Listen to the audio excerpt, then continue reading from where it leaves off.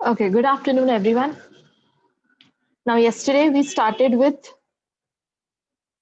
rules regarding transfer of ownership of specific goods, right?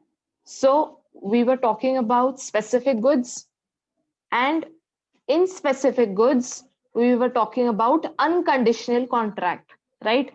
तो हमने ये फर्स्ट पॉइंट में क्या पढ़ा था कि जब हम स्पेसिफिक गुड्स की बात करते हैं और उसके अंदर भी when it's an unconditional contract, so when does the ownership get transferred? The ownership is transferred when the contract is made, correct? तो हमने कुछ दो एग्जांपल्स लिए थे कल. The example was that if a contract is made on 1st of Jan, if payment is made on 5th of Jan, if delivery is made on 10th of Feb, okay, or whatever it is. तो अगर ये question में आपको पूछा गया है that identify the date on which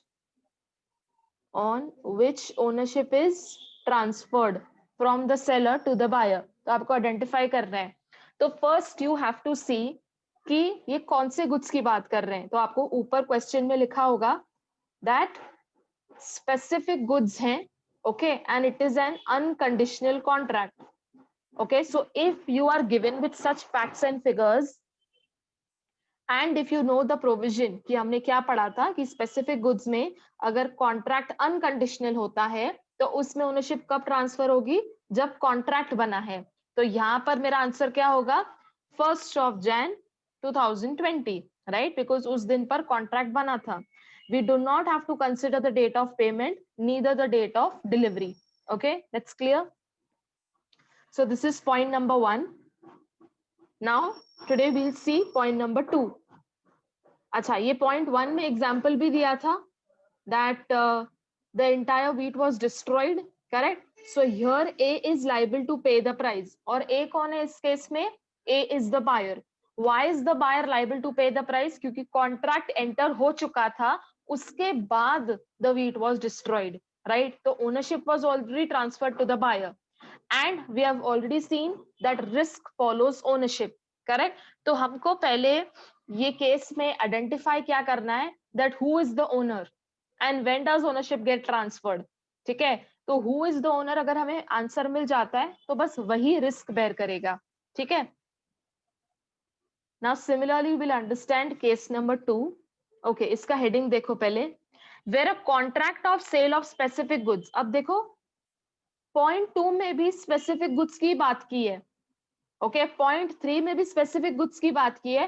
point 1 में भी इन्होंने स्पेसिफिक गुड्स की बात की थी. Okay, so what is common in all these 3 points? They are talking about specific goods. और स्पेसिफिक गुड्स क्या होता है? We have already seen in unit 1. Okay, so let us read again. ये जो टाइटल है सेकेंड पॉइंट का, क्या लिखा है इन्होंने? Where contract of sale is of specific goods, okay, it is not in deliverable state. Okay, अब पहले हम पॉइंट का ये इतना यहाँ तक मतलब समझ लेते हैं. ठीक है, अब देखो आप शॉप में जाते हो टू परचेज से 7 kgs of rice. 7 kgs of rice, आपको 7 किलो चावल चाहिए. तो जब आप शॉप में जाते हो, ओके, तो उनके पास ना ऐसे बड़े बड़े सैक्स पड़े रहते हैं. 1 sack is of rice, 1 sack होता है व्हीट का, है ना? फिर ऐसे डिफरेंट डिफरेंट ग्रेन्स होते हैं और एक एक सैक में करीबन करीबन ऐसे 25 से 30 kgs ऑफ ग्रेन्स पड़े रहते हैं.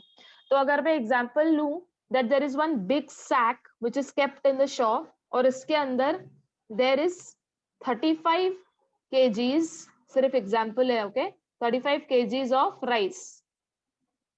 ओके, तो ये शॉप के अंदर पड़ा हुआ है जिसके अंदर 35 kgs ऑफ राइस है. ठीक है, तो अब मुझे राइस कितने चाहिए? I need 7 kgs of rice. Okay, I want to purchase 7 kgs of rice. Now इस केस में आप सोच के बताओ that what I need and what is kept over there, does the quantity match? No, वहां पर तो 35 kgs ऑफ राइस हैं. And how much do I need? I need only 7 kgs of rice. Clear है?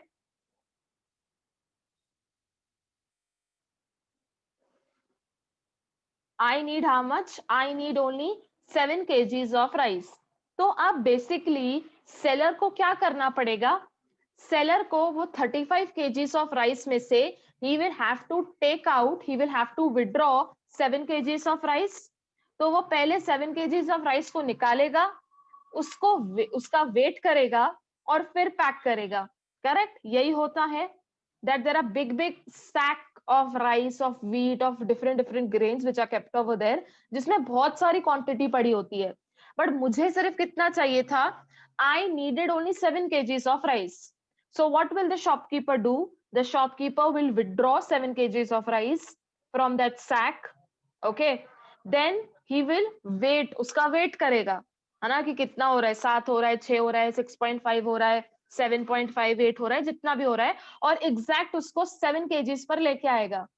And then he pack it and then he will give it to me. Correct? तो अगर मैं इतने example से अगर थोड़ा और डिटेल में एनालाइज करूं, तो बात क्या थी कि क्या उधर 7 kgs of rice already packed था क्या? नहीं, उनके पास 7 kgs ऑफ राइस पैक्ड नहीं था. उनके पास इनफैक्ट 35 kgs ऑफ राइस था, जिसमें से they withdrew some 7 kgs of rice. Correct? तो जितनी क्वांटिटी मुझे चाहिए थी, क्या वो डिलीवरेबल स्टेट में थी? डिलीवरेबल मतलब क्या? डिलीवरेबल स्टेट का मतलब क्या? बस उठा के दे देना. तो क्या ऐसे हुआ था? नहीं, they had to follow the entire procedure. तो उन्होंने 35 kgs में से 7 kgs विड्रॉ किया, वेट किया, पैक किया, फिर मुझे दिया. करेक्ट? तो ये उन्होंने पूरा प्रोसीजर कंप्लाई किया. क्यों? क्योंकि I needed only 75 kgs of rice, और sorry 7 kgs of rice. 7 kgs of rice क्या वहां पर ऑलरेडी पैक्ड थे क्या? आपको इस पर कॉन्सेंट्रेट करना है. तो इसका आंसर क्या होगा? No, they were not packed. So अगर मैं ऐसे गुड्स की बात करती हूँ which are not in a deliverable state, which are not in a deliverable state. तो अगर मैं ये राइस का एग्जांपल लेती हूँ, मुझे तो सिर्फ 7 किलो चाहिए था, राइट? और वो क्वांटिटी ऑलरेडी पैक्ड थी क्या? नहीं, उनको तो पूरा प्रोसीजर कंप्लाई करना पड़ा, तब जाके जो मुझे चाहिए था वो पैक हुआ. क्या वहां पर already 7 kgs of rice already packed था क्या? नहीं. So what we will conclude from this point, that the quantity which I needed was not in a deliverable state, was not in a deliverable state. उसको उन्होंने deliverable state में बनाया. कैसे बनाया? Withdraw करके, वेट करके, पैक करके. Correct? क्या वो ऑलरेडी डिलीवरेबल स्टेट में था? The answer is no. Okay, so this is the heading of the second point, कि अगर ऐसे गुड्स हैं which are not in a deliverable state, तो उस केस में ओनरशिप कब ट्रांसफर होगी? ठीक है, अब हमें इसका आंसर पढ़ना है. So till now we have understood the question. This is the question, that in case of sale of specific goods which are not in a deliverable state, तो उस केस में ओनरशिप कब ट्रांसफर होगी? ठीक है, तो अभी हम आंसर पढ़ने वाले हैं, देख लो. The transfer of ownership takes place when goods are put in a deliverable state and the buyer has notice of it. मतलब जब वो फाइनली पूरे 7 के 7 kgs ऑफ राइस पैक हो जाएंगे और बायर वो देख रहा है that his goods are being packed, that his goods are being put in a deliverable state, तब ओनरशिप ट्रांसफर होगी. I'll repeat the answer again. तो अगर क्वेश्चन ये आता है that what about the specific goods which are not in a deliverable state, तो इसका answer क्या है? that when does the ownership get transferred in such cases? So answer is when goods are put in a deliverable state. मतलब वो जब 7 के 7 kgs pack हो जाएंगे rather, तब ओनरशिप ट्रांसफर होगी. क्या लिखा है इन्होंने answer? Read it again in the terms of law. when the goods are put in a deliverable state and buyer has notice of it, मतलब buyer is seeing it, buyer is acting as a witness over there. Okay, when they are put in a deliverable state. Okay, अब let me give you one example. इसका answer आपको बताना है, ठीक है? अब example ध्यान से सुनना. Now I go to a shop, okay, और मुझे I need some 5 kgs of rice, ठीक है? बट मुझे ये 5 kgs of rice कैसे चाहिए?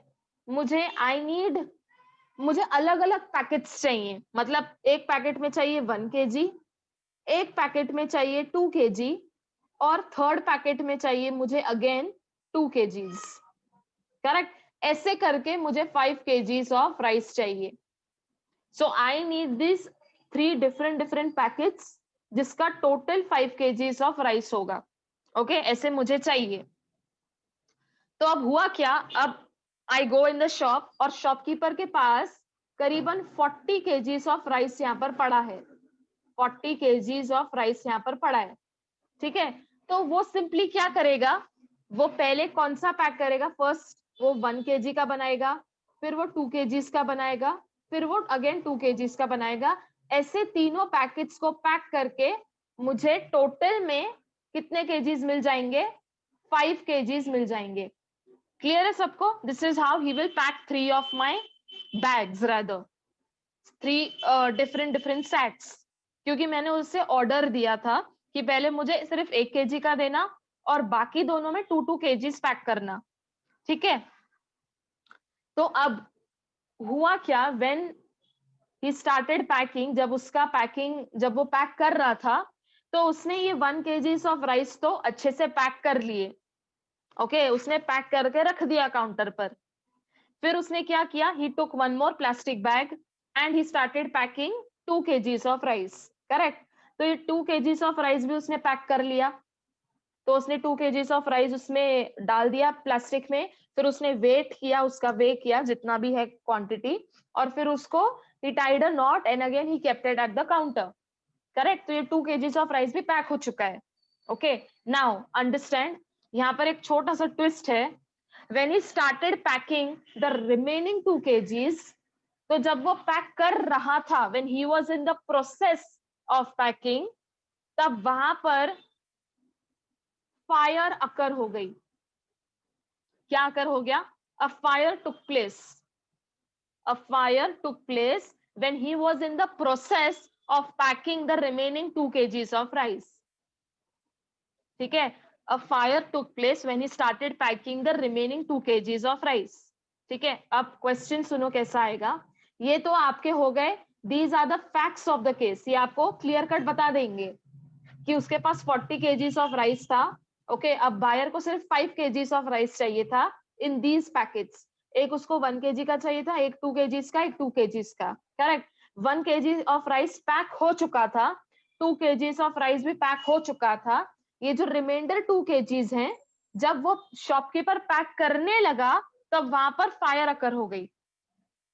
तो अब क्वेश्चन ये आएगा that for how many kgs the buyer is responsible and for how many kgs the seller is responsible. Responsible का क्या मतलब होता है? Who has to bear the loss for how much quantity. So इसका answer आपको बताना है मुझे. तो पहले तो आपको ये समझना है कि ये जो facts of case दिए हैं, they are talking about which point? They are talking about this second point. When goods are not in a deliverable state. जब मैं शॉप में गई थी 5 kgs ऑफ राइस परचेस करने के लिए, तो क्या वहां पर 5 kgs of rice already packed था क्या? नहीं, इट वॉज नॉट पैक्ड. तो ये कौन सा पॉइंट हो गया? These are specific goods which are not in a deliverable state. तो हमको आंसर भी पता है कि आंसर क्या होगा. Ownership in this case will be transferred when they are put in a deliverable state. ये आंसर है. ठीक है? अब आंसर भी आपको पता है, ये मैंने केस लिया है, इसके फैक्ट्स भी आपको अच्छे से समझें. ठीक है? Now let me read the answers.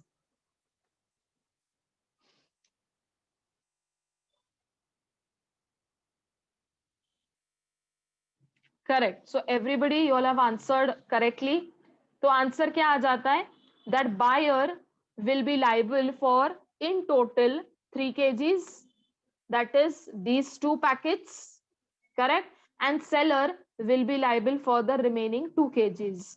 अच्छा, अब ये आंसर तो हमें समझ गया, अब इसका रीजन क्या लिखोगे? रीजन क्या होगा? that 3 kgs of rice was already put in a deliverable state.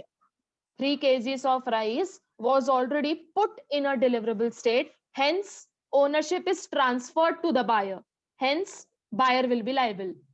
और जो remaining 2 kgs था, that was not put in a deliverable state, hence the ownership remains with the seller and hence seller will be liable. ठीक है? Now quickly write down this example जैसे मैंने यहाँ पर explain किया है, and leave a line and write down the reasons why buyer will be liable for 3 kgs and why seller will be liable for 2 kgs. Quickly लिख लो. Okay, now we'll quickly read the example. यहाँ पर जो दिया है second point में, देखो साथ साथ में पढ़ना. Mr. A bought from Mr. B a heap of wheat weighing 100 kg at the rate of 8 per kg, and Mr. B had to put the wheat in bags to deliver it to Mr. A. Mr. B filled some bags. Mr. B कौन है यहाँ पर? seller है. तो क्या लिखा है इन्होंने? Mr. B filled some bags in Mr. A's presence. But before the remainder bags could be filled, a fire broke out and the entire quantity of bags of wheat was destroyed. Here, ये important अब यहाँ पर answer आ रहा है. Here A is liable to pay the price for wheat which was put in the bags because ownership in respect of those goods was passed, whereas B has put the wheat in bag and Mr. A, the buyer, has notice thereof. When a contract of sale of specific goods is in a deliverable state, but the seller has to do, अच्छा, this is point number 3, ठीक है.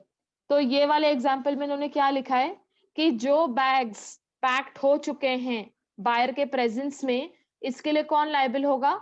Buyer will be liable. And for the remainder bags जो अब तक packed नहीं हुए हैं, so of course for those bags who will be liable?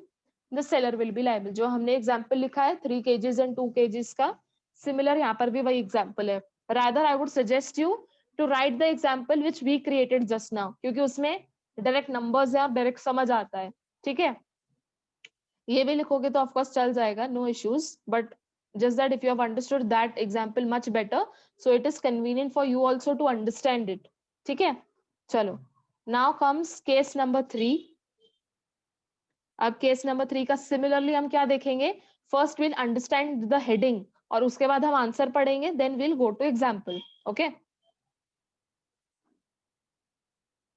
देखो क्या लिखा है. when where the contract of sale of specific goods, again यहाँ पर भी किसकी बात की गई है? Specific goods. So in all the 3 points what is common? Specific goods. ठीक है, when they are put, when क्या लिखा है? where the contract of sale of specific goods is in a deliverable state. अब पॉइंट 3 क्या बोल रहा है? कि वो ऑलरेडी डिलीवरेबल स्टेट में है. पॉइंट 2 क्या बोल रहा था? They were not in a deliverable state. Point 3 में क्या डिफरेंस है?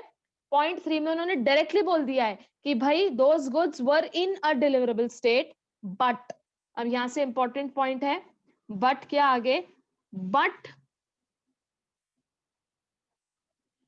but the seller has to do something, has to do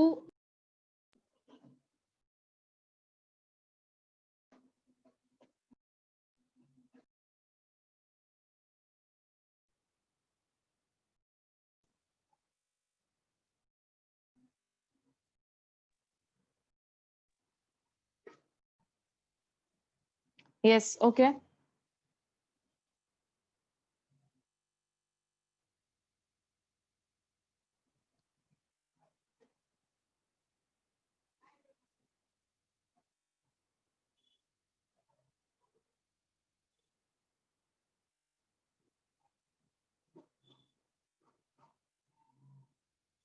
Yeah, so where were we were studying point number 3. ठीक है, एक बार वापस से देख लेते हैं. where the contract of sale of specific goods is in a deliverable state. ठीक है, तो उन्होंने क्या बताया यहाँ पर कि वो goods already deliverable state में हैं. ओके, बट यहाँ से important है, but the seller has to do something to ascertain the price. ठीक है, अब सुनो यहाँ पर क्या कहने की कोशिश कर रहे हैं. अब इन पॉइंट नंबर 2 जो हमने केस 2 पढ़ा था, उसमें क्या लिखा था, that goods are not in a deliverable state. Correct. तो फिर हमने आंसर पढ़ दिया. तो आंसर क्या था, ओनरशिप कब ट्रांसफर होगी, when they are put in a deliverable state. Correct. Now point number 3 में इन्होंने क्या बताया है, जो गुड्स हैं वो ऑलरेडी डिलीवरेबल स्टेट में हैं. मतलब सपोजिटली अगर मुझे 5 kgs ऑफ राइस चाहिए और मैं शॉप में जाती हूँ और शॉप में already 5 kgs of rice packed करके पड़ा हुआ है, सो हम इस केस को क्या बोलेंगे, that goods are already in a deliverable state. Correct. But अब जो आगे लिखा है that is important, but the seller has to do something to ascertain the price. मतलब क्या, he will have to do the calculation that supposedly यहाँ पर what are they trying to say, that 5 kgs of rice is already being packed over there and it is kept. Now what will the seller do, seller will first ascertain the price per kg. The price per kg suppose है, I'll say 15 rupees, just an example है. The price per kg is rupees 15. तो अब वो calculation कैसे करेगा, 15 into 5 करेगा. Correct. तो कितना आएगा, 75. So what are they trying to say over here, that he has to do something to ascertain the price. तो पहले क्या करेगा, वो प्राइस पर केजी कितना है उसको वो ascertain करेगा, फिर ascertain करके उसको मल्टीप्लाई करेगा विथ टोटल क्वांटिटी, फिर जितने रुपीज आएंगे that will be the final price. Correct. So in short वापस से हेडिंग पढ़ लो, when goods are in a deliverable state already but the seller has to do some act. कौन सा act है ये, कैलकुलेशन वाला, to ascertain the price. Okay, ये है क्वेश्चन. तो अगर आपको एग्जाम में ऐसा क्वेश्चन आता है that speaking of specific goods which are already put in a deliverable state and the seller has to do something to ascertain the price, ये केस में ओनरशिप कब ट्रांसफर होगी, ये क्वेश्चन आएगा. अब हमें इसका आंसर पढ़ना है. सो let us read the answer कि इस केस में when will the ownership get transferred. So read, the ownership is transferred when the seller has done that act to ascertain the price and buyer has notice of it. मतलब क्या, जब वो calculation actually करेगा, करके जब उसका खत्म हो जाएगा कैलकुलेशन करके, और buyer has the notice, buyer is acting as a witness, जब वो सेलर ये एक्ट करके जब उसका खत्म हो जाएगा कैलकुलेशन, वो वक्त पर ownership will get transferred to the buyer. Okay, so what is the question again, let us read it again, कि ऐसे गुड्स जो ऑलरेडी डिलीवरेबल स्टेट में हैं, ठीक है, और बट सेलर को ऐसा कोई एक्ट करना पड़ रहा है टू ascertain द प्राइस. क्या एक्ट करना पड़ेगा, उसे कैलकुलेट करना पड़ेगा, right. What is the price per KG, then he will have to multiply it with the total quantity and then he will get the final price. तो इस case में when will the ownership get transferred, the ownership is transferred from the seller to the buyer when the seller has done that act. जब उसका act करके complete हो जाता है. यहाँ पर वर्ड कौन सा लिखा है, when the seller has done that act, मतलब the act has been completed. कौन सा act, act का ऐसे मतलब पकड़ लो, calculation. ठीक है, let us go through the example. देखो, Mr. A bought from Mr. B a heap of wheat at the rate of rupees 8 per kg. ठीक है, तो यहाँ पर मैं लिख देती हूँ A bought from B, मतलब A कौन बन जाएगा, buyer, B is the seller. Correct, ये A buyer है, B seller है. ओके, और ही बॉट व्हीट, और व्हीट का रेट कितना था, 8 पर केजी. ठीक है, आगे देखो क्या लिखा है, mister be had two way the wheat, before the weighing was completed the wheat was destroyed by fire. मतलब यहाँ पर तो इनफैक्ट क्या लिख रहे हैं कि उसने वे करने से पहले ही जो व्हीट था वो फायर में डिस्ट्रॉय हो चुका है. तो अब तक तो वेट करना ही कंप्लीट नहीं हुआ था, तो प्राइस कैसे निकालोगे, राइट. पहले तो आप वे करोगे ना कि कितना वीट है, देन उसके बाद you will finally understand, okay this is 5 kgs of wheat, then you will multiply 5 with 15, या यहाँ पर 8 पर केजी है तो उससे मल्टीप्लाई करोगे. तो अब तक तो वीट का जो वेट था वही कंप्लीट नहीं हुआ था. And then what happened, the wheat was destroyed by fire, in this case A is not liable, मतलब क्या ए को प्राइस देना पड़ेगा क्या वीट का? नहीं, बिकॉज ओनरशिप भी अब तक ट्रांसफर नहीं हुई है, राइट? तो क्या लिखा है? ए is not liable to pay the price because ownership of the goods has not transferred from Mr. B to Mr. A. क्योंकि यहाँ पर तो वे करना ही कंप्लीट नहीं हुआ था, तो प्राइस फाइंड करना, प्राइस को असर्टेन करना है तो दूर की बात है, वो करने से पहले ही wheat was destroyed. So is A liable? नहीं, क्योंकि यहाँ पर सेलर से बायर तक ओनरशिप कब ट्रांसफर होगी? जब वेइंग कंप्लीट हो जाएगा, जब वो प्राइस को असर्टेन कर लेगा और वो फाइनल प्राइस बायर को बताएगा, तब ओनरशिप ट्रांसफर होगी। बट ये सब करने से पहले ही wheat was destroyed in fire. So in this case, in anywhere, is the buyer liable? No, because यहाँ पर जो एक्ट करना था वो करने से पहले ही rather the wheat was completely destroyed in fire. Hence, Mr. A is not liable, okay, because ownership was not transferred from the seller to the buyer. ठीक है? Now what I want you to do is, again, in this case, now leave 2-3 lines and write down in the margin case number 3, और ये पहले heading लिख लो, specific goods which are in a deliverable state but the seller has to do something to ascertain the price. ये heading है, ये question है।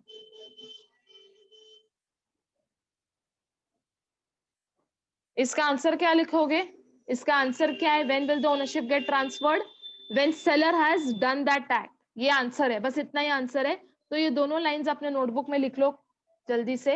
Right in the margin case number 3. Let us continue. We'll read one more small point here rather. It's not a big concept.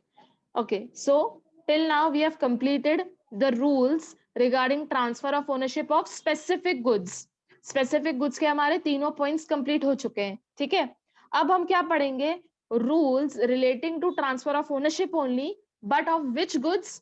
Unascertained and future goods. Now, again, you know what are unascertained goods and what are future goods. मैं वापस से I'll give you one example. Unascertained goods क्या होते हैं?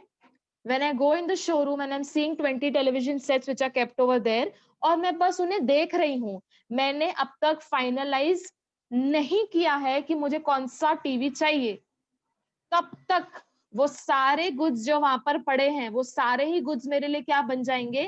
Uncertain goods.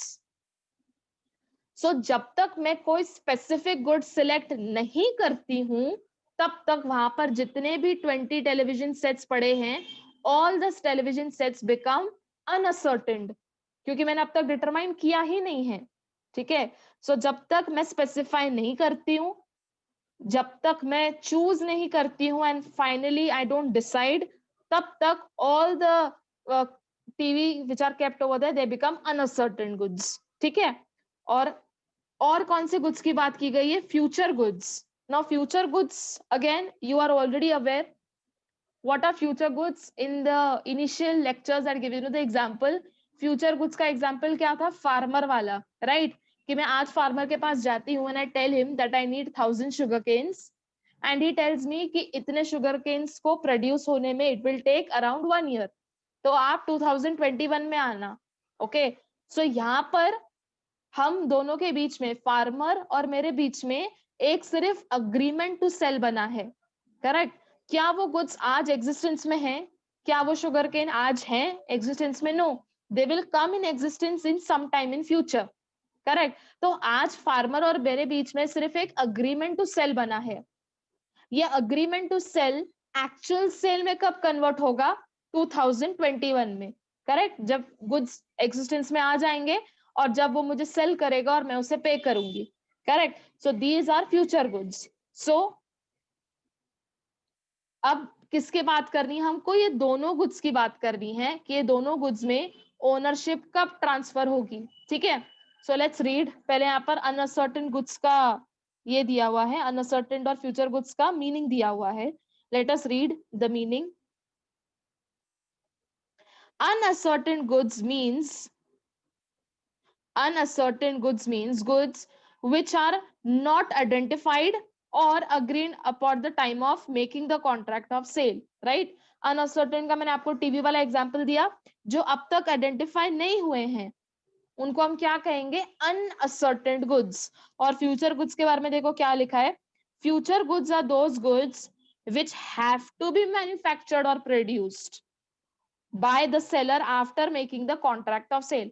मतलब आज मैं जाके फार्मर को ऑर्डर दे देती हूँ that I need 1000 kgs of sugarcane, तो मेरा ऑर्डर लेने के बाद वो प्रोड्यूस करेगा ना शुगर केन्स को, राइट। तो इसलिए क्या लिखा है, future goods are those goods which have to be manufactured or produced by the seller after making contract of sale। ठीक है, तो वो गुड्स हैं फ्यूचर गुड्स जो अब तक मैन्युफैक्चर नहीं हुए हैं या अब तक प्रोड्यूस नहीं हुए हैं, और ये तब प्रोड्यूस होंगे जब सेलर और बायर के बीच में एक अग्रीमेंट टू सेल बन जाएगा। ठीक है, so once I give the order to the farmer, only after taking my order he will start producing the sugar canes. वो फार्मिंग स्टार्ट करेगा, जो भी सीड्स वगैरह हैं, व्हाटएवर इट इज रिक्वायर्ड।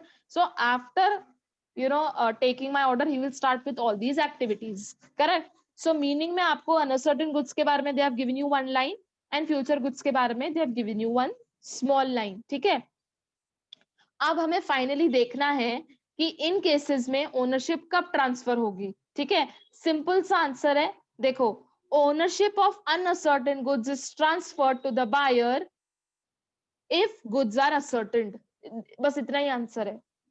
तो अनअसर्टेन्ड गुड्स के केस में ownership कब ट्रांसफर होगी, जब बायर उसे फाइनली असर्टेन कर लेगा। सही सी बात है ना। देखो ये हमने पहले भी डिस्कस किया है, यहाँ पर कुछ 3 टेलीविजन सेट्स हैं, मैंने अब तक चूज नहीं किया है कि मुझे कौन सी चाहिए, तो ये सारे ही टेलीविजन सेट्स मेरे लिए क्या हैं, for the time being they all are unascertained goods, correct. अब ये अनसर्टेन गुड्स की ओनरशिप मुझे कब ट्रांसफर होगी, जब मैं फाइनली सिलेक्ट कर लूंगी कि मुझे ये टीवी चाहिए, राइट। सो आंसर में भी देखो वही लिखा है, इंटरप्रिटेशन का बस स्कोप है। Ownership of uncertain goods is transferred to the buyer if goods are ascertained. तो यहाँ पर मैंने जब ये टीवी को सिलेक्ट कर दिया तो मैंने क्या किया, मैंने ये टीवी को असर्टेन कर लिया, करेक्ट। देखो जब मैं असर्टेन करूंगी तभी तो ओनरशिप ट्रांसफर होगी ना, बिना असर्टेन किए ओनरशिप ट्रांसफर होती है क्या, नहीं। सिंपल सी वही बात की है इन्होंने भी कि अनअसर्टेन गुड्स की ओनरशिप कब ट्रांसफर होगी, when I finally ascertain the goods, correct. That is it, that is all you have to learn for unascertained goods. ठीक है, नाउ फॉर, अगर आप नेक्स्ट पेज पे देखते हो तो यहाँ पर एक कंटिन्यूएशन है which I will be taking up tomorrow। ठीक है, क्योंकि उसमें थोड़ा सा एक्स्ट्रा एक्सप्लेनेशन रिक्वायर्ड है। So for today, what you have to revise? You have to revise the first 2 points and this point. Okay, एक और चीज है, यहाँ पर ना ब्रैकेट में कुछ लिखा हुआ है, so you just cut this down। ठीक है, ये इतना रिक्वायर्ड नहीं है, तो आपको पढ़ना क्या है, आंसर क्या पढ़ना है, when goods are ascertained, that's it। two words, when goods are ascertained। ठीक है, इतना ही पढ़ना है, जो ब्रैकेट में दिया है उसे बस कट कर लेना डायरेक्टली। ओके, चलो, I'll see you all tomorrow then। Keep revising for this also। Make sure you do daily revision also, plus you're revising for your test also। ठीक है, सैटरडे को टेस्ट होगा।